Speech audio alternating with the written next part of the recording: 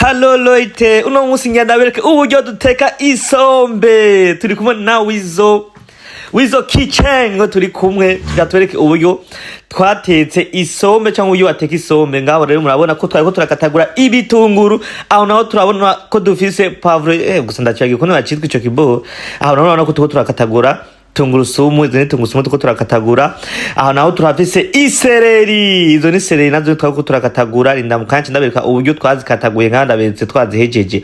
Bana yenga tuko turazikatagura. Ni mu gihe udukeneye byoshe kuturana turagutekera ni timu Wizo Kitchen mudagi. Aho rero turakwereka turafise namagi rakinwa gushigwamwo muri za sombe hano ko ngaho zatamwe gutokombesha dushamwe magi. Wana hari indani harimo n'inyama, ibinono nibyo birimo hamwe indani ya pavro no cyatwa twaje dufata turayishiramwe naho amamesa yo mu Rumonge.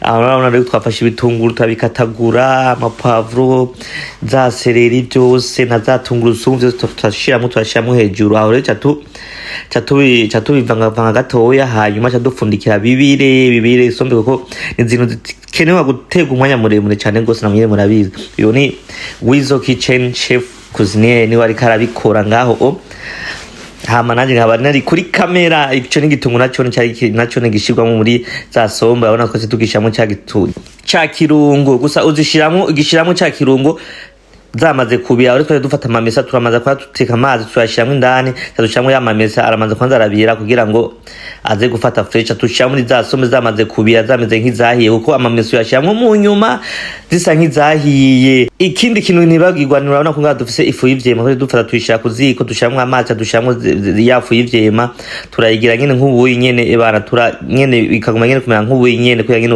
umusururu ubumeze hama bimeze kubira bikamera nk'umusururu cyate dushiramo indani muri za sombe dufata n'umunyu turariga nyene umunyu kwiye nyene kugira ngo bize kuryoha bien sana.